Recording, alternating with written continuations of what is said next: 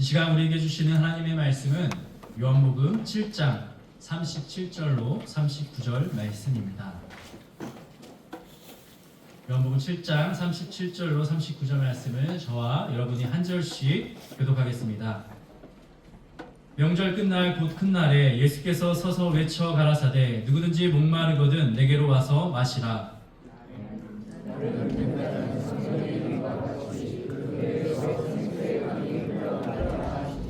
함께 봉독합니다. 이는 그를 믿는 자에 받을 성령을 가리켜 말씀하신 것이라. 예수께서 아직 영광을 받지 못하신 고로 성령이 아직 저희에게 계시지 아니하시더라. 아멘. 이 시간에는 미국 블루오션 NGO 대표를 맡고 계신 이광희 장로님께서 오셔서 선교에 대한 강의를 해 주시겠습니다. 이 강의하러 올라오실 때 격려의 박수를 하도록 하겠습니다.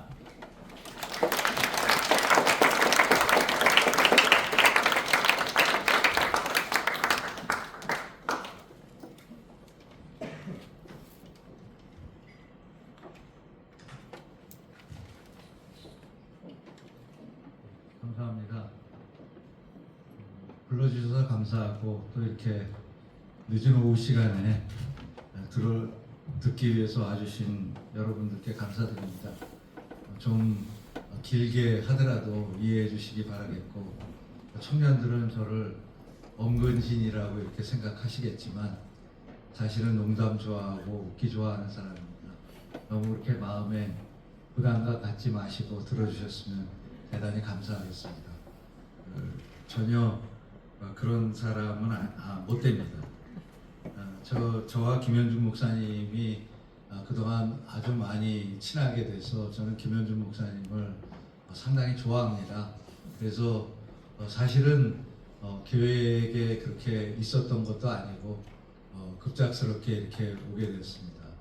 그렇지만은 제가 목회자도 아니고 또 제가 의료에 있다고 그러지만 지금은 의료를 하지 않고 현재는 신약 개발을 하고 있습니다. 또 저 자신도 여기 서 있는다는 것이 믿기가 어렵고 또 교인 여러분들도 굉장히 의아하게 생각하실 것입니다. 목사도 아닌 사람이 뭘 성경 가지고 얘기하나 자기가 그냥 아는 얘기나 조금 하지 이렇게 생각하실지도 모르겠지만 선교의 근간은 예수님이십니다. 그 부분을 좀 여러분들과 나누고 또 이 양림교회를 조금이라도 도울 수 있다면 얼마나 좋겠나 하는 그런 생각을 했습니다. 제가 양림교회의 그 역사를 들여다보았습니다. 정말로 존경할 부분이 많은 그런 교회라고 생각하는데요. 또 기쁨이 있으셨겠지만 슬픔도 있으셨고 또 고난의 시간도 있으셨던 것을 보았습니다. 그럼에도 불구하고 선교사님이 세운 교회가 교회가 부흥을 해서 선교지에서 교회를 만드는데 새로운 교회를 만드는 데까지 계속 수고해야 하는 오고 올 세대를 통해서 계속 수고해야 하는 게 여러분과 이 교회의 숙명이라고 생각하고 있습니다. 그래서 앞으로 수많은 선교지의 교회를 여러분들이 개척하실 수 있기를 축원드립니다. 제가 이 자리에 쓰게 된 것은 김영준 목사님이라는 분을 알게 됐기 때문인데요. 김영준 목사님과 저는 지구촌교회에서 98년, 99년도에 만났습니다. 그때 이제 이동원 목사님이 지구촌교회 담임 목사님이셨는데 안식년을 가지시는 동안에 김영준 목사님이 설교를 맡아서 하셨었습니다. 근데 그때 제가 교회의 선교를 과연 어떻게 하는 것이 가장 효과적이고 효과적인 일인가에 대해서 많이 생각하고 경험하고 있었기 때문에 김영준 목사님께서 동암교회에서도 조금 이야기를 나눠달라고 하셨기 때문에 제가 동암교회 김영준 목사님 가실 때부터 계속해서 동암교회의 선교에 대해서 알고 또 말씀드릴 게 있으면 드리는 그러한 관계를 가지고 왔었습니다. 그러다 동인선교회를 만드시면서 그 동인선교회에 계신 많은 좋은 목사님들을 만나 뵙게 되었고 그것이 오늘 제가 여기에 서게 된 이유가 되었습니다. 저는 여러분과 같은 교단에서 집사를 했었고 또 교사를 했었습니다.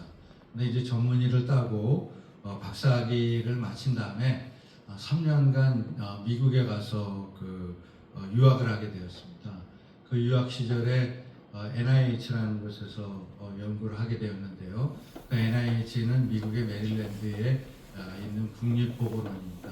그래서 거기서 연구를 하면서 그 지역에 있는 워싱턴 지구촌교회를 나가게 되었습니다. 그 워싱턴 지구촌교회에 95년도에 단기 선교로 지금 전쟁이 나 있는 우크라이나를 다녀오게 되었고 96년에 제가 귀국을 하게 되었습니다. 그래서 한국에 그때 귀국을 했을 때 96년에는 단기 선교에 대한 경험을 가지신 분들이 많지 않았던 시절이었고 교인들 중에서도 많은 분들이 비자를 갖지 않은 그러한 시기였습니다. 그렇기 때문에 이런 미국의 경험 때문에 제가 좀 젊은 나이에 지구촌교회 해외 선교회를 담당하는 팀장을 하게 되었고 그 팀장 생활을 한 5년간 하게 되었습니다. 그런데 처음에 1996년에 지구촌교회를 처음에 제가 3월 달에 돌아와서 7월 달에 150명의 선교사가 단기 선교사가 나갔습니다. 그 단기 선교사들 중에서 약 75명 정도가 목회자와 이제 선교사가 되어서 지금 선교지에서 사역하고 있는데요. 그때 제가 느꼈던 것이 무엇이냐면 그 일은 불가능한 일이었습니다. 3월에 계획을 해가지고 7월에 150명의 단기 선교사가 8개 국가에 간다는 것은 현실적으로 가능한 일이 아니었습니다. 그래서 그 중에서 많은 팀이 탈락하고 한 한두 명 정도가 가면 참 다행일 것이다 라는 생각으로 시작을 했는데 하나님께서 그것을 이끌어 가시면서 하나님께서 밀어 가시는데 우리는 밀려가는 것 같다라는 그러한 경험을 하게 되었습니다. 그 시기에 저희 지구촌교회에서 약 3,000명의 교인이 있었는데 그것이 불고 불어서 그 물결이 불고 불어서 올해는 50개 팀이 나갔습니다. 그래서 50개 지역에서 단기 선교가 이루어졌는데요. 그러한 것들이 교회의 성장에 큰 역할을 했다라고 저는 생각하고 있습니다. 이런 단기 선교가 오히려 교인들을 더 많이 불러들이는 요인이 되었다라고 지금 믿고 있습니다. 여러분의 교회도 앞으로 이런 단기 선교를 통해서 이 지역에 있는 많은 선교 관심자들이 이 교회로 오게 되고 또 그들을 통해서 선교의 물길이 일어나기를 기원합니다. 저는 그때의 느낌을 강물이라고 생각했습니다. 그때 150명들은 2년 전에 시작한 지구촌교회에서 길러낸 사람들이 아니고 한국 교계 내에 있어 교계 내에서 주님이 주시는 성령이 자기 마음속에 들어와서 그것을 흘려보내는 사람들이 모여져서 그 모여진 사람들을 통해서 물결이 흘러내려가는 그러한 것이다라고 느끼기 시작했습니다. 이게 성령의 물결이 있구나, 성령의 흐름이 있구나, 성령의 강물이 있구나 하는 것을 그때 느꼈습니다. 여러분의 교회에도 이러한 경험이 계셔서 성령의 흐름이 흘러 넘쳐나는 교회가 될 수 있도록 축복합니다. 저로서는 그러한 그 경험을 하고 있었기 때문에 경험을 하고 있었고 또 대학 교수로서의 생활이 만족스러웠기 때문에 그냥 그렇게 살려고 하고 있는 마음이 많았습니다. 제가 연구하고 있는 것들이 그 열매가 조금씩 맺히면서 새로운 하나님의 계획이 있다라는 것을 알게 되었습니다. 그래서 미국에 이제 회사를 만들게 되었고 이제 미국의 회사를 설립하면서 미국으로 이주하게 되었습니다. 근데 신약 개발이라는 것이 한국에서 많이 알려져 있지도 않고 지금도 쉬운 일이 아닌 일인데 그 시기에 2001년에는 상당히 어려운 일이었습니다. 그래서 기도를 하지 않고는 할 수가 없고 또한 길을 열어주시지 않고는 제 자신이 길을 열어간다는 것이 불가능하다는 것을 잘 알고 있었기 때문에 저 자신은 야베스의 기도를 많이 했습니다. 그 지경을 넓혀달라는 기도를 많이 했고 그 지경을 넓혀달라는 기도를 하나님께서 받으셔서 저에게 새로운 물결을 열 수 있는 그러한 기회를 주시고 그것이 성령의 흐름으로 또 나타나게 되었습니다. 그래서 제가 NGO를 블루오션이라는 NGO를 2005년도에 만들게 되었고 회사를 통해서 신약을 개발해 왔고 또 지금은 두 번째 회사에서 치매 약물을 만드는 것을 하고 있습니다. 미국에서 임상시험을 해야 되기 때문에 미국에 있으면서 이러한 일을 하고 있습니다. 여러분들이 보시기에 제가 나이가 얼마인지 모르겠다. 얼굴은 동안인 것 같기도 하고 아닌 것 같기도 하는데 흰머리도 많고 몇 살이냐 저 인간이 이렇게 생각할 수 있는 분도 있는데 몇 살 같습니까? 20살이요. 네? 20살. 몇 살이요? 20살. 20살? 생각은 20살이었으면 좋겠습니다. 네, 근데 이제 내일 모레면 이제 7학년에 이제 들어가는 그런 나이에 있습니다. 근데 지금 이 시간에도 은퇴하지 않고 있는 사람들이 많지 않은데 제가 이렇게 길을 여는 곳에 자꾸 가려고 했기 때문에 지금 이 나이에도 아직 은퇴를 하지 못하고 있고 제가 이대로만 잘 가면 80까지 해먹을 수 있지 않을까 이런 생각을 하고 있습니다. 그 일은 무엇이냐면 하나님께서 그만큼 저에게 길을 열어주셨다라는 그런 뜻이라는 것을 감사하고 있고요. 그것이 은혜라고 생각하고 있습니다. 그 가운데에서 새로운 소망이 저에게 아직까지 두 가지가 남아있기 때문에 그 소망이 저에 대한 축복이라고 생각을 하고 있고 그 소망을 아직도 이루기 위해서 계속해서 뛰어가려고 하고 있습니다. 그런데 이것으로 저에 대한 소개는 마치고 싶고요. 오늘 그 성경 본문을 다시 한번 좀 읽었으면 좋겠습니다. 비춰주시면 좋겠고요. 안 되면 제가 그냥 다시 한번 읽겠습니다. 명절 끝날 곧 큰 날에 예수께서 서서 외쳐 가라사대 누구든지 목마르거든 내게로 와서 마시라. 나를 믿는 자는 성령의 이름과 같이 그 배에서 생수의 강이 흘러나리라. 흘러나고 계신가요? 예수님께서 생수의 강을 예수님의 성령을 마시면 생수의 강이 이 배는 우리 배입니다. 이 배에서 내리라라고 약속하셨는데 그 성령의 강이 흐르고 계십니까 지금?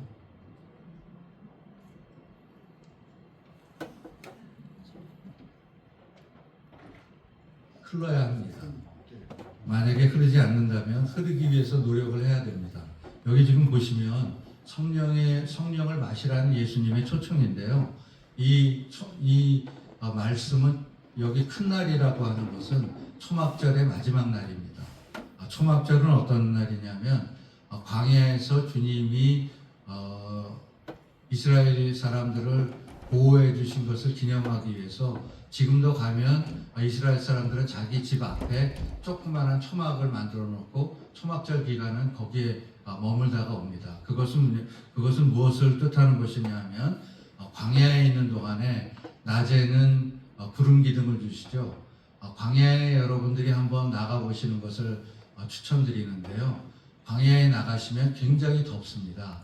그런데 그 광야에서 구름이 덮이고 바람이 불기 시작하면 너무나도 시원하고 정말 좋은 환경이 됩니다. 여러분들이 생활을 하시기에 가장 좋은 환경이 광야에서 만들어집니다. 또 광야의 밤은 굉장히 춥습니다. 그런데 그 광야의 밤 동안에 불기둥을 주시면 따뜻합니다. 그 따뜻한 곳 따뜻하기 때문에 낮에는 시원하고 밤에는 따뜻한 그러한 환경 속에서 만나와 메추라기는 자기가 아무런 노력을 하지 않아도 얻어지는 것이죠. 그런 것들을 먹고 있었던 그 시절, 하나님의 방주 안에 있었던 그 시절을 기리기 위해서 생겨진 것이 초막절인데요. 한번 여러분들 생각해 보십시오. 여러분들은 지금 그런 초막절 마지막 날 같은 그러한 때에 계시지 않습니까? 교회가 여러분들을 위해서 기도해주고 또한 교회가 여러분들을 위해서 많은 일을 하고 있는 이러한 시대에 여러분들은 영적으로나 또한 육체적으로나 굉장히 평안한 방주 안에 계십니다. 그런데 지금 예수님께서 그 방주 안에 있는 사람들한테 서서 외치고 계시는 것입니다. 예수님이 외치는 것을 여러분들 많이 성경에서 보셨습니까? 예수님이 여기서도 외치고 저기서도 외치세요. 예수님이 외치는 것이 또 한 것 제가 요한복음에는 그 소리에 대한 얘기가 좀 나와 있습니다. 다른 성경에는 그게 없는데요. 요한복음에는 예수님이 외치시는 곳이 있는데 제가 찾은 것 한 가지 더는 뭐냐면 나사로가 무덤에 있을 때 마르다가 예수님이 다시 오실 때에 부활할 것이라는 것을 압니다라고 한 바로 다음에 예수님께서 큰 소리로 외치십니다. 나사로가 나오라고. 이 얘기는 무슨 뜻이죠? 나는 나사로를 나오게 할 수 있는 사람이다. 내가 외치면 나사로가 살아서 나온다는 것입니다. 예수님이 서서 외치는, 여러분들에게 외칠 때에 나에게서 물을 마셔라, 내가 주는 성령을 마셔라 하면 그 말씀은 뭐냐면 그 말씀을 너희가 마시면 그 말씀이 가슴으로 들어가고 그 가슴에 있는 성령이 내 배를 통해서 흘러내려가게 하겠다라는 하나님의 선언이고 예수님의 선언입니다. 그 선언을 들으셔야 합니다.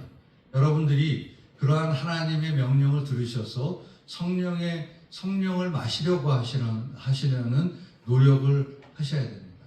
성령을 여러분이 마시면은 그 성령이 여러분의 가슴 속에 들어오고 그 성령의 흐름이 여러분의 배를 통해서 흘러내려가서 그것이 선교의 힘이 되고 그것이 선교지에서 사람들을 돌아오게 하는 힘이 되고 그것으로 인해서 여러분의 교회가 선교지에서 정말 필요한 많은 교회들을 만들어낼 수 있다는 말씀이고 그 일을 내가 직접 하겠다라는 예수님의 선언입니다. 그렇기 때문에 성령을 주시는 주체는 예수님이라는 것이고 또 예수님에게 와서 마시라는 초청이고 또 가슴과 마음에 들어온 것을 배를 통해서 흘려보내라는 하나님의 초청입니다. 근데 만약에 여러분들이 이 경험을 직접 하신다면 그 경험은 여러분의 인생을 바꿉니다. 그 경험을 잊을 수가 없습니다. 그 경험을 하게 되는 것은 선교지에서 많이 일어납니다. 선교지에서 가셨을 때 여러분들이 이런 하나님이 주신 성령이 나를 통해서 흘러내려가는 것이다 라는 것을 느끼시게 될 것입니다. 그래서 더 많은 분들이 단기 선교와 선교지를 다녀보시고 또 기도로 준비하시기를 바라겠습니다. 이러한 그 성령에 대한 말씀은 이사야서 44장에도 나옵니다. 3절과 4절을 보시면 제가 읽겠습니다. 같이 읽죠. 대저 내가 가난 자에게 물을 주며 마른 땅에 시내가 흐르게 하며 나의 신을 내쳐서 내게 나의 복을 내 후손에게 내리리니 그들이 그 가운데서 솟아나기를 시냇가의 버들같이 할 것이다.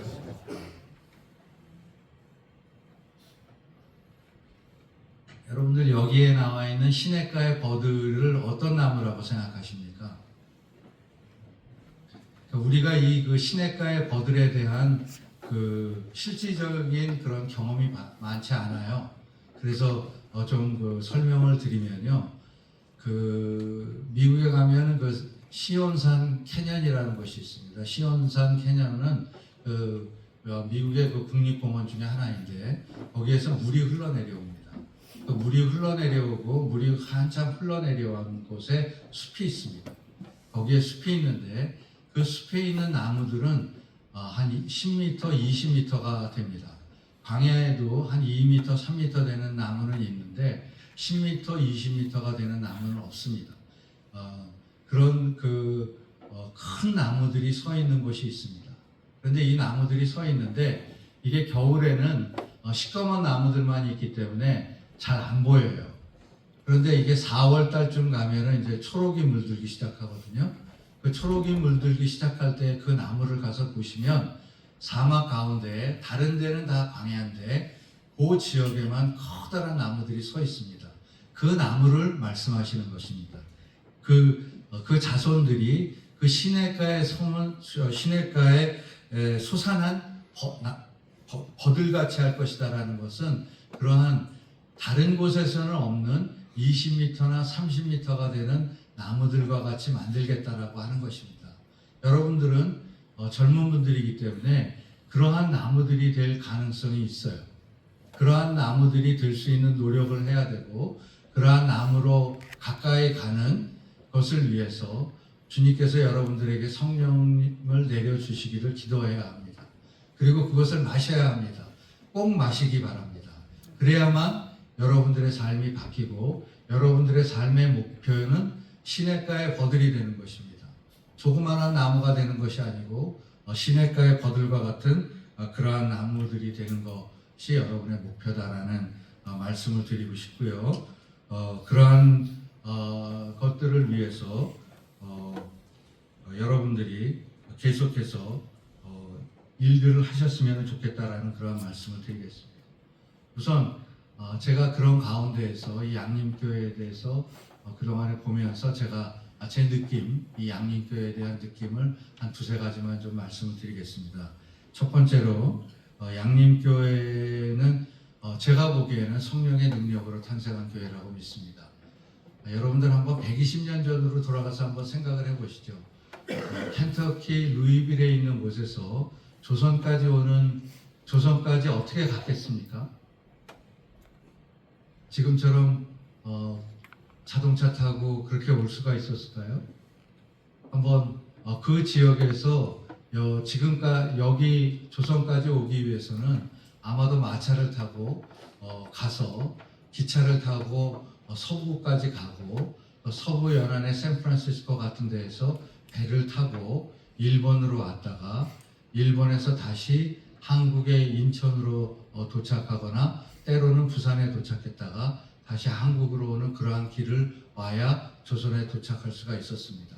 그 길을 갈 때의 비용은 얼마였겠습니까? 여기 오신 유진벨 선교사님을 생각하시는 것과 더불어 그런 분들의 노고를 한번 생각해 보셨으면 합니다. 그분들이 그 유진벨 선교사님이 가시는 그런 많은 비용을 꼭 내고 싶으셨을까요? 그분들이 아무런 그런 느낌이 없었다면 보냈을까요? 그건 아니라고 생각합니다. 그분들 가운데 성령의 흐름이 충만했던 거예요. 그래서 우리가 여러 가지의 그런 모든 준비를 마치고 그분을 교육도 시키고 하면서 그 물결이 되었을 때 그 물결이 흘러내려와서 이 양림교회가 만들어졌다고 믿습니다. 그렇기 때문에 여러분들은 그러한 성령의 큰 흐름에 도움을 받아서 오늘 이 자리에까지 이르러셨을 것이 맞다라는 것이 저의 생각입니다. 그래서 여러분의 교회는 성령의 충만으로 시작한 교회이기 때문에 성령의 그런 강을 흘러내려야 할 의무가 있는 교회라고 저는 믿습니다. 그래서 여러분들이 지금 이 물들을 흘려보내야 하는데 젊은 여러분들이 지금 생각하시기에는 굉장히 답답하다라고 생각하실지 모르겠습니다. 제가 그 선교 사역을 했던 것의 시작이 1995년부터라고 보는데요. 1999년도에는 선교 한국을 하면 한 10,000명 정도 모였습니다. 10,000명 정도가 모여서 나를 선교지에 보내주십사 하고 기도하는 그러한 청년들이 모였었는데 요즘에는 그렇게 모이지 않습니다. 그리고 여러분들도 지금 이제 생각을 하실 거예요. 아까 그 노래를 부르면서도 엄청 고민이 되셨을 거예요. 내 목숨을 내놔야 선교할 수 있는 것인가? 마지막 순간까지 내가 그렇게 해야 하는 것인가? 그것은 나한테 너무 무섭다. 그런 생각을 가지고 계시지 않습니까?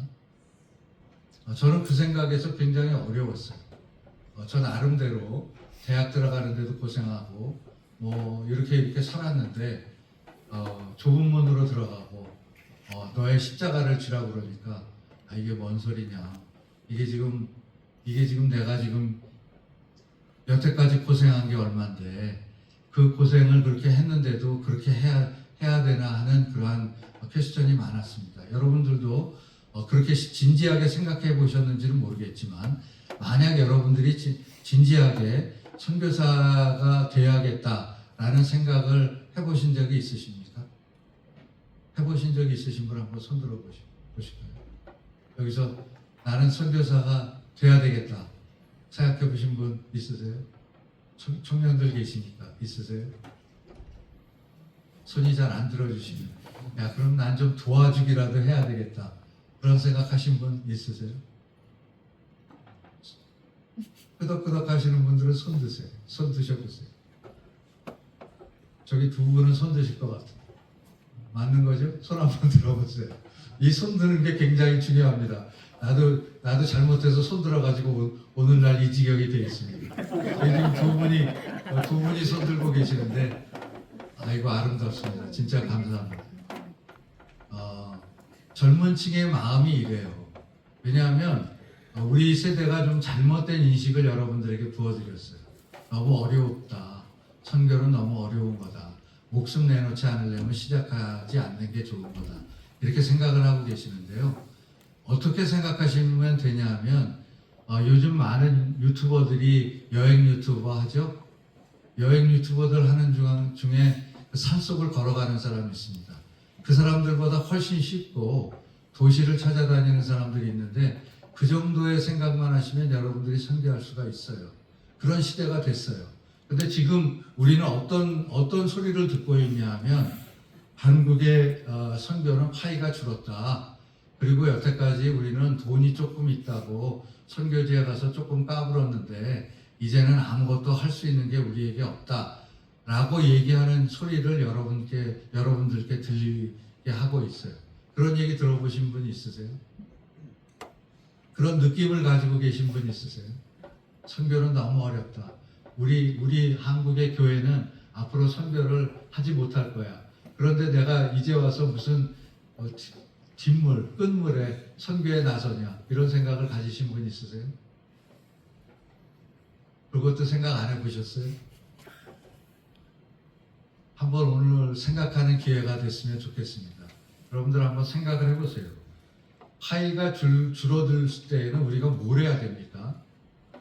우리가 가진 파이를 가지고 어떻게 이걸 잘 사용할까 해야 되지 않겠습니까? 그런 것이 무엇이 있지 않을까? 그것이 남아있지는 않을까라고 생각해 봐야 되지 않겠습니까? 그런데 여러분들 남아있어요. 우리나라의 선교가 한 30년 동안 세계의 1위다 하는 소리를 들었습니다. 지금은 줄어들고 있다라고 여러분들은 믿으실지 모르겠지만 30년 동안 해놓은 베이스들이 많이 있어요. 그 베이스들을 통해서 선교를 하실 때에는 여러분들의 모든 그런 어떤 인생을 바치지 않더라도 1년, 2년, 3년 가가지고 일할 수 있어요. 여러분 인도네시아에 가서 2년 살 생각은 있으신 분 혹시 있지 않습니까? 그 나라에 좀 재미도 있을 것 같고 미국에 와서 2년 사는 거는 생각해 보신 분 있으십니까? 없어요? 어느 딴 지역에 가서 한 2년쯤 살아보는 거 어떠신가? 간호사님들도 많다고 생각되는데 제가 UAE에 가서 간호사들 많이 만났었거든요. 거기에 가 있는 간호사들 굉장히 많아요. 그렇게 해서 내가 한 2, 3년 정도 다른 데 가보겠다라고 생각하시러 본 적들 없으세요? 한번? 손 한번 들어보세요. 가시겠다라고. 저 정도는 내가 할 수 있어. 라고 생각하셨던 분들. 웃으시는 거 보니까 생각하신 적이 있는 것 같은데. 여러 지역이 많이 열려 있어요, 지금. 한 2년, 3년 가가지고, 어느 지역에든지 가볼 수 있는 곳이 많습니다. 사우디아라비아에도 지금 많이 우리나라 젊은이들이 가 있어요. 인도네시아에도 굉장히 많이 가 있습니다. 미국에는 더 많죠. 아주 많은 곳을 2년, 3년간 다니는 것은 아무렇지도 않게 생각하고 있거든요. 그 마음으로 단기 선교를 가질 수 있습니다. 튀르키예에 가가지고 한 3년 사시는 거 좋아하시는 분 있어요? 남자들은 좋아하던데 튀르키예 여자들이 한국 남자랑 결혼하는 게 다 꿈이라서 거기에 아가씨들은 이쁘고 그래서 한 3년 살아보겠다는 분들이 있는데 여긴 다 건전하신 분들만 계시네요. 거기 가서 살아볼 생각은 안 하셨었나요? 해보세요. 그 정도의 에너지와 그 정도의 노력으로 선교를 시작할 수 있습니다. 유진벨 선교사님 같이 그렇게 훌륭한 백그라운드와 훌륭한 것을 가지고 있지 않더라도 지금 여러분들이 갈 수 있는 곳이 많이 있습니다. 근데 왜 가야 합니까? 왜 가야 합니까? 그게 성령에 있는 말씀이에요. 예수님의 명령이에요. 여러분들에게 성령을 줄 테니까 여러분들의 배에서 성령의 물을 흘러내리셔야 합니다. 그 물을 흘러내리시기 위해서 가셔야 합니다. 한번 흘러내리시는 부분까지 한번 생각해 보시기 바라고, 교회 입장에서는 그런 어떤 파송 선교사를 보내는 부담을 줄일 수 있습니다. 여러 지역에 베이스들이 있기 때문에 그 지역에서부터 나갈 수 있는 그러한 길들이 많이 열려 있다는 것을 꼭 알아두시기 바라겠습니다. 세 번째로는 지금 제가 얘기한 것에서 진행되는 부분인데요. 이 양림교회가 선교지에서 이러한 성령의 물결을 만들어낼 수가 있습니다. 교회적으로요. 교회적으로 성령의 물결을 만들어내는 일을 할 수 있고, 여러분들은 그 가운데에서 그러한 즐김과 또한 그런 새로운 것에 대한 것, 그러면서 여러분들이 알고 있는 복음을 여러분들의 주위에 많이 올 사람들을 통해서 복음을 전할 수 있는 기회가 있습니다. 그런데 그 선교에 대한 명령은 예수님이 한 대위임 명령이에요. Great Commission이에요. 커미션이라는 것은 앞에 CO가 붙었기 때문에 같이 하는 미션입니다. 그래서 마태복음의 28장 16절에서 20절을 Great Commission에 대한 절이라고 보는데요. 거기에 보시면 마지막에 세상 끝날까지 내가 너희와 함께 하리라고 말씀하시고 계세요. 그러니까 여러분들이 선교지에 나가서 선교를 할 때 성령의 그런 받아들이기 마시기만 한다면 그 흘러내리게 하는 것은 누가 하신다는 뜻이죠? 여러분들이 하시기보다는 예수님이 하시겠다라는 예수님의 약속입니다. 여러분들이 흘려보내실 수 있어요. 그것으로 인해서 선교지를 더 사랑할 수 있고 예수님을 더 사랑할 수 있고 예수님과 떼어낼 수 없는 그러한 경험을 여러분들이 하실 수 있습니다. 그 경험을 꼭 해보시기 바라겠습니다. 그 경험을 하시지 못하면 반쪽을 믿는 거예요. 나를 통해서 이러한 일을 하나님이 하시는구나 하는 것을 느끼셔야만 여러분들이 믿음 생활도 쉬워지고 교회 생활도 기뻐지고 또한 이 세상 가운데에 있는 모든 일 가운데 여러분들이 하신 일을 찾아내실 수가 있습니다. 그 일에 꼭 참여하시기를 간절히 바랍니다. 저 자신도 이러한 일들을 위해서 그때 성령의 강물을 경험한 이후에 한 20년 동안 계속해서 이러한 물을 흘러내리는 일을 해왔습니다. 그래서 블루오션이라는 것을 만들 때 저희가 왜 이런 것들을 만들었냐 하면 교회가 선교를 하는 데에는 한계가 있습니다. 교회의 선교는 어떤 목사님이나 어떤 분을 보내더라도 교회가 할 수 있는 것은 어떤 그런 프로젝트성 사업을 할 때 굉장히 어려워요. 교회 자체 내에서 한 번은 도울 수 있어요. 그런데 이걸 지속적으로 할 수 있게 하는 것은 굉장히 어려워요. 왜냐하면 내년쯤 돼서 또 이것을 도와주셔야 합니다 하면 뭐 작년에 했는데 또 해. 이게 뭐야 도대체. 이렇게 생각하는 분들이 대부분이고 그 교회에 있는 분들이 100%가 다 선교에 헌실적일 수가 없어요. 교회의 선교는 몇 분이 하시는 겁니다. 몇십 분 정도가 하게 되면 좋은 것이고 몇백 명이 하게 되면 대단한 것이에요. 그렇기 때문에 한 교회에서 어떤 일을 계속해서 지속성을 가지고 하기는 굉장히 어렵습니다. 그래서 그런 것들을 제가 너무 피부로 많이 느꼈기 때문에 그런 것을 할 수 있는 그런 난프로핏을 만들 수 없을까 생각해서 저희들이 2005년에 블루오션을 만들었고, 목표는 교회와 동역하는 그러한 선교를 하기 위해서 그동안 20년 동안 일을 해왔습니다. 20년 동안 기도했어요. 그랬더니 20년이 돼서 딱 열린 곳은 지금 모리타니아라는 나라에 있는 뉴악쇼트라는 도시입니다. 그 도시에 지금 블루오션 에듀케이션 센터가 있는데 한 300명쯤 와요. 그러니까 300명쯤 와서 영어 교육을 받으면서 복음을 듣습니다. 그것을 열기를 기도했는데 20년 기도해서 올해 작년부터 열리기 시작해서 올해 200명이 왔어요. 그 200명은 엄청난 숫자입니다. 저희로서는. 왜냐하면 거기는 아직도 노예제도가 남아있고, 그 다음에 사리아법이 그 나라의 법이에요. 그건 뭐냐면 꾸란이 법이에요. 꾸란이 헌법이에요. 꾸란이 헌법이기 때문에 그 꾸란에 따라서 어떤 사람을 죽여도 괜찮아요. 그러니까 얼마든지 이제 그런 일을 할 수 있는 지역이 모리타니아입니다. 그래서 저희들이 지금 하고 있는 도시는 프놈펜이라는 도시, 또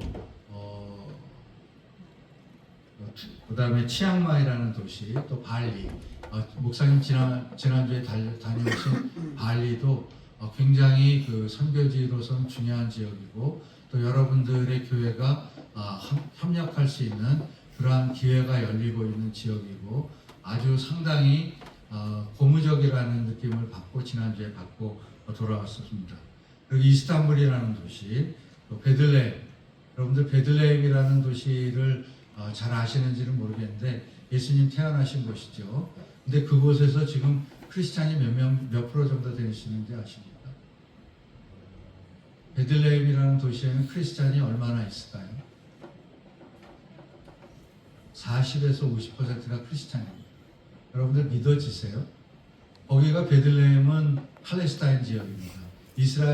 이스라엘이 전쟁할 때는 이제 월을 막아버리면 팔레스타인들은 이쪽 예루살렘으로 올 수가 없게 막아버려요. 그러한 지역인데 그 지역에는 크리스찬들이 한 45% 정도 됩니다.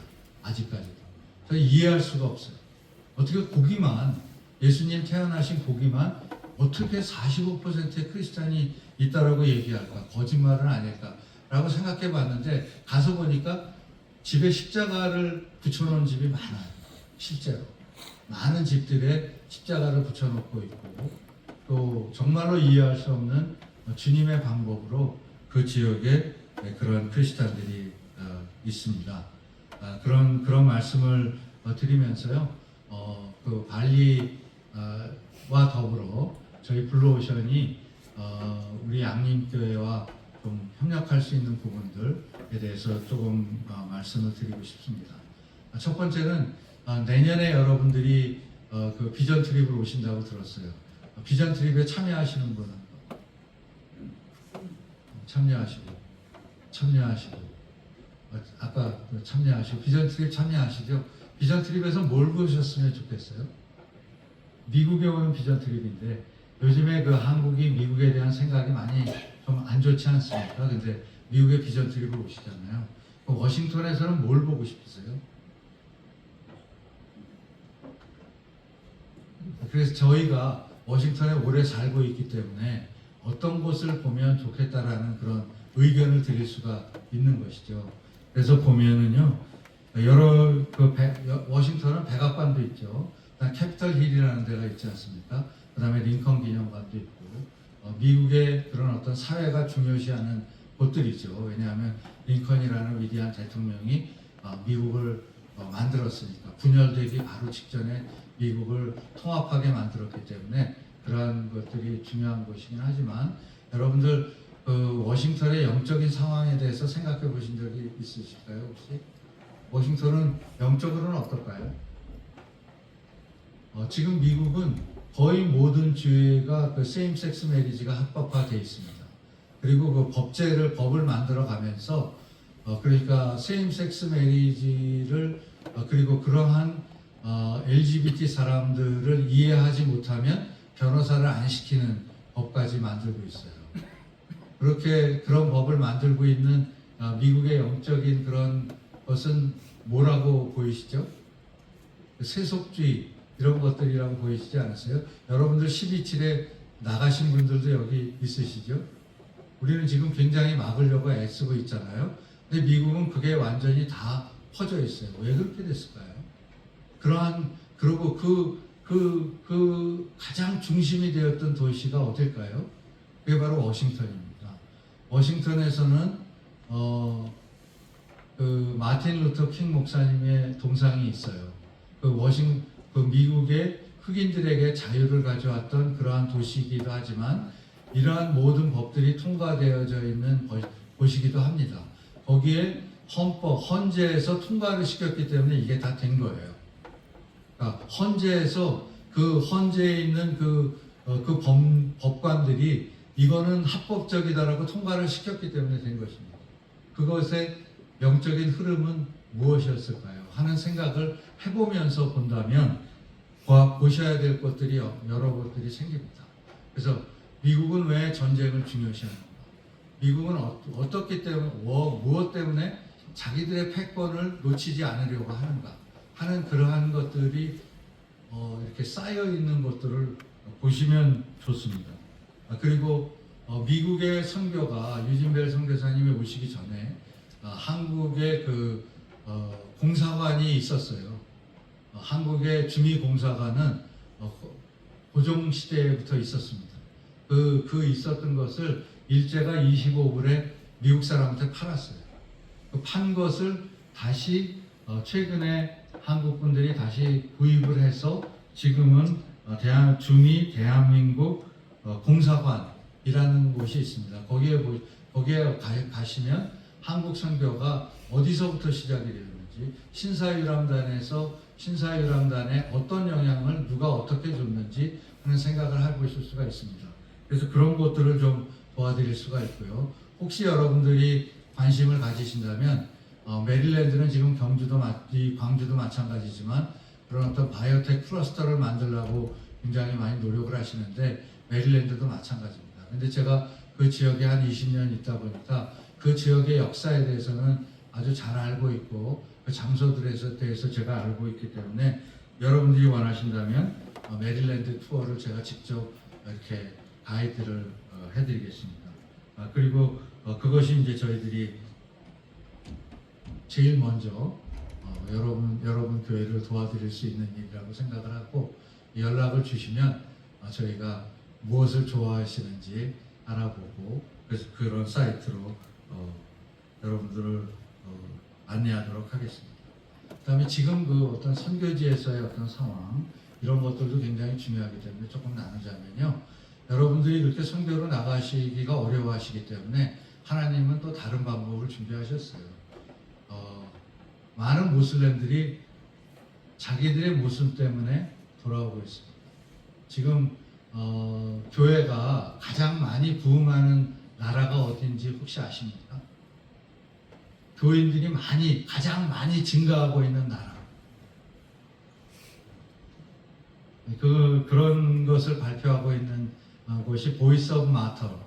그러니까 순교자의 그런 어떤 여러분 교회에도 순교자가 있으시죠? 순교자의 소리라고 하는 그 미국의 NGO 단체가 있습니다. 거기서 발표한 걸 보면 지금 그 세계적으로 가장 많이 교인이 증가하고 있는 나라는 이란입니다. 놀라셨죠? 이란에 선교사를 보낼 필요가 없이 이란 사람들이 지금 가장 많이 크리스찬들이 증가하고 있어요. 그런 이유는 왜일까요? 하나님이 이렇게 만드신 거예요. 팔레비 시대와 이 이슬람 시대를 비교하게 만드신 거죠. 그러다 보면 아니 팔레비 시대에는 그렇게 잘 살았는데 왜 오늘은 이렇게 됐지? 그러면서 많은 사람들이 생각을 하게 되죠. 그러면 이슬람 그 모든 원인의 체제로 다시 돌아가게 되는데 그 체제를 만든 것이 이슬람이고 이 이슬람은 진리가 아니다라는 것을 알게 됩니다. 그래서 그 이슬람이 진리가 아니라는 것을 알게 된 분들이 자발적으로 돌아오는 일이 일어나고 있어요. 그래서 지금 튀르키예에는 한 100개 정도의 이란의 디아스포라 교회가 있습니다. 그래서 그리고 또 튀르키예도 마찬가지입니다. 튀르키예도 최근에 그 이슬람 종교를 더 많이 가리켜요. 그런데 여러분들도 혹시 크리스찬 학교를 나오셨는지 모르겠는데 저도 크리스찬 학교를 나왔거든요. 그 신일고등학교라는 크리스찬 학교를 제가 졸업했습니다. 근데 고등학교 때 제가 제일 좋아하던 과목이 성경인데요. 왜 좋아하셨는지 혹시 아십니까? 첫째, 성경을 열심히 배우기 위해서 라고 생각하시는 그렇게 생각해 주셨으면 좋겠는데 제 취미가 목사님 돌리기 위해서 성경 시간이 제일 재밌었어요. 뭐냐면 이건 좀 이상하지 않습니까? 아니 왜 이거 우리가 이렇게 해야만 됩니까? 하는 질문. 이런 질문을 제가 하는 거를 좋아하고 목사님들이 그러면 욕하면서 설명해 주셨거든요. 저는 그게 재밌어서 성경 시간이 재밌었는데 여러분들은 성경 시간 겪어보신 분들은 뭐가 재밌으셨습니까? 나는 성경이 좋아. 나는 성령님과 지금 이게 좋아. 이런 거였었어요. 되게 아니에요. 고등학교 때는 아니에요. 이 이슬람도 마찬가지예요. 아이들을 그렇게 해놓으면 똑똑한 아이들 20%가 어떻게 생각하냐면 아닌 것 같은데 저 이맘이 저렇게 얘기를 하시는데 아니야 뭔가가 좀 이상해 하는 것들을 생각해요. 그래서 그분들에게 젊은 사람들에게 복음을 전해보세요. 지금 튀르키예 가서 한번 해보세요. 복음을 잘 받아들여요. 왜냐하면 그게 쌓여오는 거예요. 그리고 자기 할아버지를 보면 알아요. 할머니는 지금도 나가서 논에 가가지고 일하고 있는데 할아버지는 팽팽 놀아요. 뭔가 이상해. 나는 그러면 저렇게 늙을 때까지 저 할머니처럼 돼야 하는 거야? 하는 생각에서 왜 이것이 진리가 아닐 수 있다라는 그런 생각들을 하게 됩니다. 힌두교도 마찬가지예요. 저희들 지금 발리 갔는데 많은 젊은 청년들이 지금 발리 교회에서 일을 하고 있고 크리스찬 그룹이 있습니다. 근데 거기 그 여자 청년들의 하는 말을 들어보면 결혼을 하기 싫다는 거예요. 왜냐하면 결혼을 하게 되면 그런 발리에 있는 그러자 힌두교의 성당이죠. 힌두교의 성전 3개를 맡아서 매일 하는 제사의 음식을 대야 돼요. 자기 어머니가 아직도 그러고 있어요. 그럼 나는 그렇게 해야 돼. 그러면 그런 발리 남자랑 결혼하고 싶어질까요? 안 할까요? 결혼을 안 하겠대요.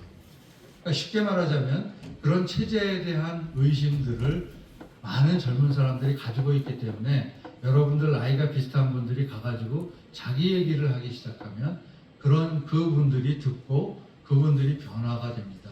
그런 부분이 K-팝 문화와 더불어서 굉장히 많아지고 있어요. 여러분들 그 일에 꼭 한번 해보시기 바랍니다. 그러면 그때 내 배를 통해서 흘러가는 성령의 흐름이 이것이다라는 걸 느끼시게 돼요. 그리고 그것을 느끼시면 그걸 또 하고 싶어져요. 거기에서 벗어날 수가 없게 됩니다. 그래서 그러한 일들을 하시기 위해서는 그 방법론에 대해서 좀 말씀을 드리고 싶은데요. 조금 있다가 제가 그리스도의 계절이라는 노래를 같이 부르고 싶어요. 근데 그 그리스도의 계절은 여러분들의 교회에서 일을 하셨던 김준범 목사님이 작곡하신 건데 김준범 목사님의 유언과 같은 말씀입니다. 거길 보면 구석구석 선교하자라는 얘기가 나와요. 근데 제가 김준범 목사님에게 유언이거든요.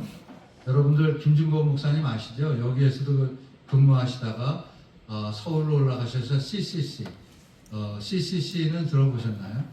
CCC. 네. 그 대학생 선교회잖아요. CCC. 그걸 만드셨었어요. 그래가지고 한국 교회 초대 선교회 CCC가 기여한 공헌은 엄청 큽니다. 그러니까 초대 선교는 거의 CCC를 통해서 이루어졌다라고 생각할 수 있을 정도로 그러한 일을 하신 분이 김준범 목사님이신데요. 여러분들 교회에서 심호하셨던 그분의 유언과 같은 그리스도의 계절의 가사를 보면 구석구석 선교하자라는 말이 나옵니다. 구석구석을 제가 처음 들었을 때 참 의아했어요. 왜냐하면 우리 다들 좀 구석에 대해서는 좀 나쁜 느낌이 있지 않나요? 방구석, 뭐 집구석. 아유, 그러면 집구석을 또 들어가야 돼. 그래서 구석이라는 것이 아주 떨어져 있는 것이고 해서 우리들에게 주는 억양이 좋지 않은데 이분이 구석구석이라는 말을 쓰셨어요. 그게 저한테 한 몇 년 동안 의문이었어요. 그런데 그러다가 제가 문준경 전도사님이라는 분을 알게 됐습니다. 문준경 전도사님은 전라도의 신안군에서 그 선교를 하신 분이에요.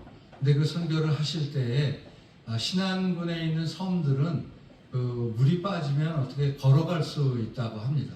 그래서 그 걸어갈 수 있는 곳을 걸어 다니시면서 선교를 하셨어요. 이분이. 그런데 그 일화가 1년에 9켤레의 그 고무신을 바꿔 신으셨다고 그래요. 걸으셔서 가시면서 1년에 9개의 그 9켤레의 고무신을 신으셨는데 그 고무신을 신으셔서 마을에 가면 한 손에는 뭘 드셨냐면 그 마을에 필요한 것을 갖다 주시고 또 한 손에는 복음을 아이들을 이야기를 통해서 전하셨어요. 그 전하신 말씀을 들으신 분이 김준권 목사님이세요. 그러니까 김준권 목사님의 마음속에는 이 문준경 선교사님이 한 손에 복음 들고 한 손에 사랑을 들고 구석구석 다니셨던 것들이 생각났던 것 같아요. 그래서 이 그리스도의 계절의 가사를 보시면 한 손에 복음 들고 한 손에 사랑을 들고 구석구석 선교하는 민족이 되게 해달라고 기도하셨습니다.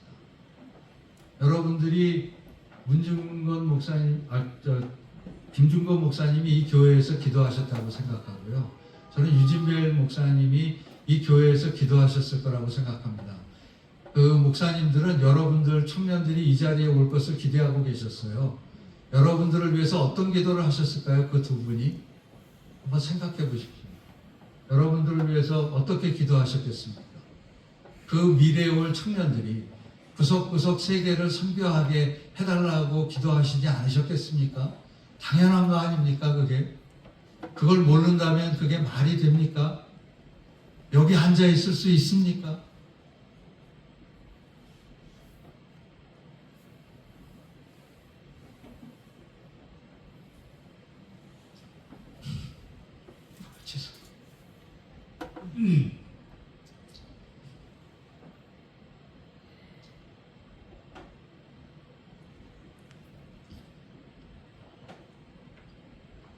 우리도 합리적인 의식을 해야 합니다.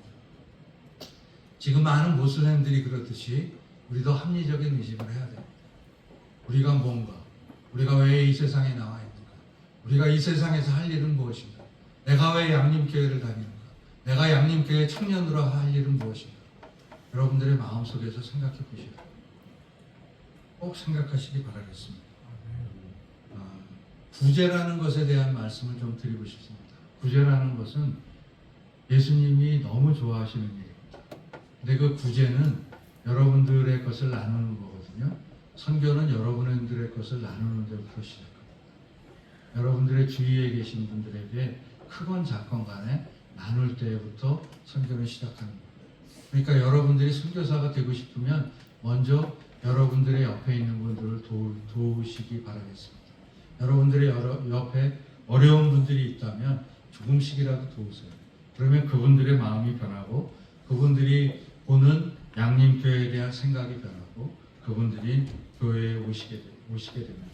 선교의 주체는 예수님입니다. 그러나 실행의 주체는 교회입니다. 또 선교는 동역하시는 예수님을 높이는 길입니다. 예수님을 높이고 싶다면 선교에 나서셔야 합니다. 그것이 여러분들이 꼭 하셔야 되는 일이라는 것을 말씀을 드리고요. 또한 굉장히 중요한 것이 무엇이냐면 선교는 예수님이 하시죠. 우리 힘으로 하는 게 아니죠. 그럼 뭘 해야죠? 기도해야 합니다. 예수님 무엇을 원하십니까? 예수님 나에 대한 예수님의 기도는 무엇입니까?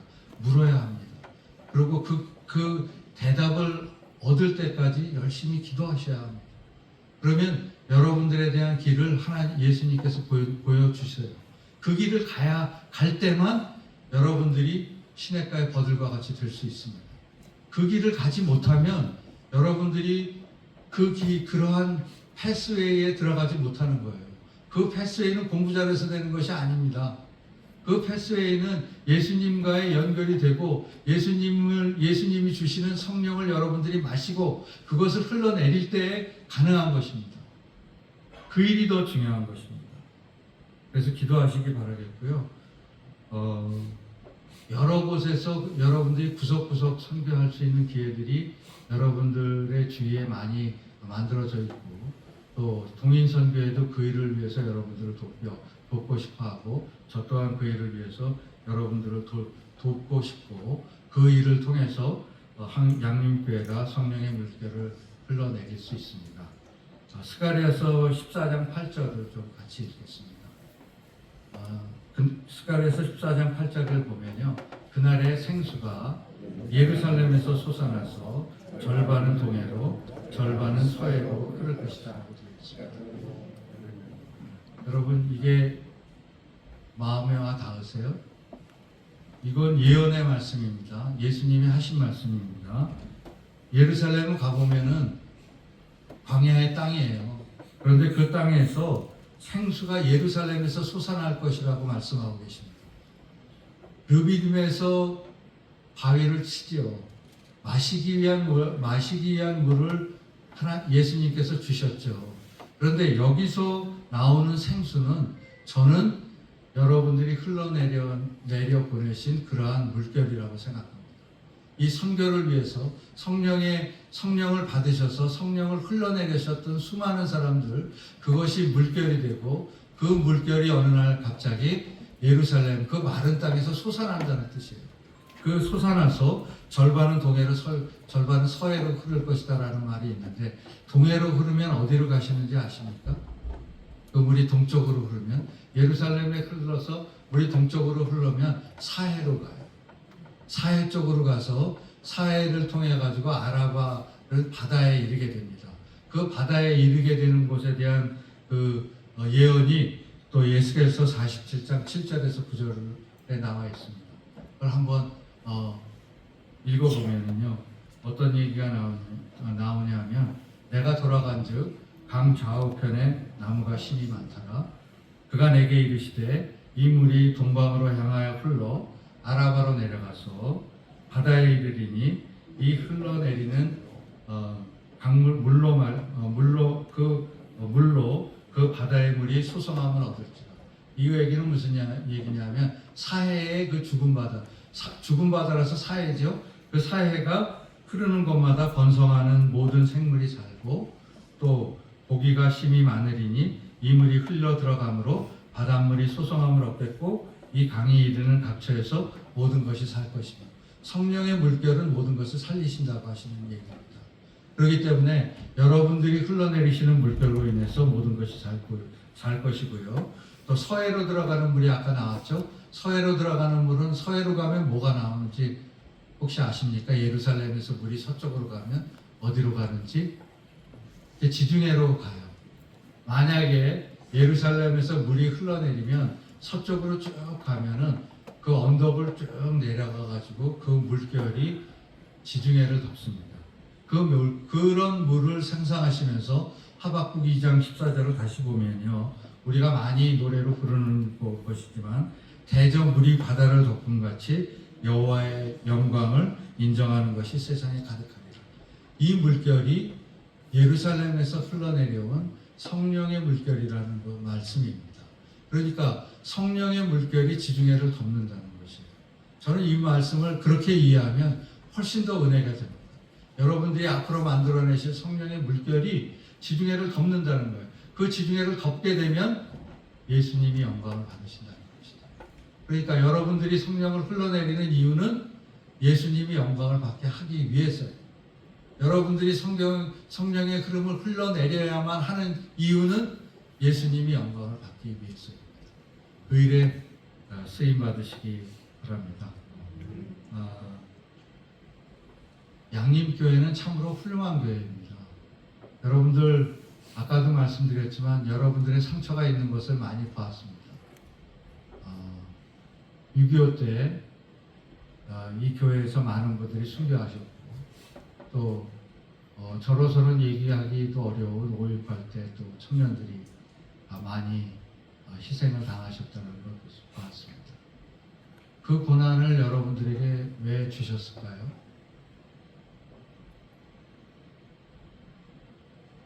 그 고난이 쓸데없는 것이라서 여러분들에게 주셨을까요? 그 고난은 쓸데있는 것입니다. 그러한 고난을 겪어낸 교회는 다릅니다. 그 교회가 더욱더 빛나요. 고난이 없는 교회는 느낌은 많지만 수정과 같은 것이 없습니다. 여러분들의 교회는 정말로 순결한 것을 만들어낼 수가 있습니다. 왜냐하면 여러분들이 그 고난을 겪어왔기 때문입니다. 그 고난이 여러분들을 다른 피조물로 만들었기 때문입니다. 그 고난을 가슴에 간직하는 것은 여러분에게 은혜가 될 것입니다.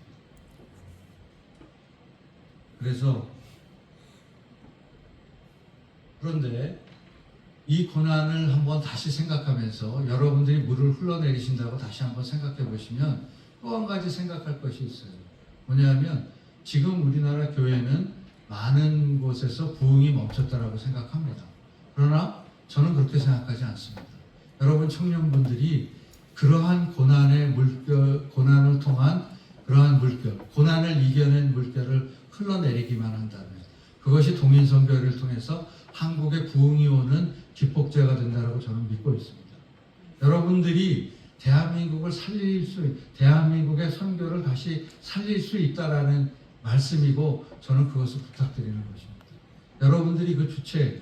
그러니까 여러분들은 절대로 그런 파이가 준다. 우리나라의 선교는 끝났다. 이런 말 절대로 믿지 마세요. 그렇지 않습니다. 예수님이 일해 오셨고 지금 선교지를 보면 한국을 통해서 문화를 바꾸시고 그 가운데서 일하시고 여러분들이 가서 말씀만 전하면 받을 수 있는 수용성을 완전히 예수님이 만들어 두셨어요. 그 일에 참여하시기만 하면 되고 그 일을 통해서 여러분의 교회가 한국의 부흥을 다시 일으키는 주체가 될 것입니다. 기도하겠습니다. 아버지 하나님 감사합니다. 이 아름다운 양림교회를 통해서 하나님이 하실 일을 바라다 봅니다. 아버지 하나님 이 교회가 하나님에게 쓰임받는 교회 되게 하시고 대한민국의 부흥을 일으키는 그러한 교회로서 다시 한번 우뚝 서고 주님께 영광을 돌리는 교회가 될 수 있도록 축복하여 주시옵소서. 모든 말씀 우리 주 예수 그리스도 이름으로 감사하며 기도드렸습니다. 아멘.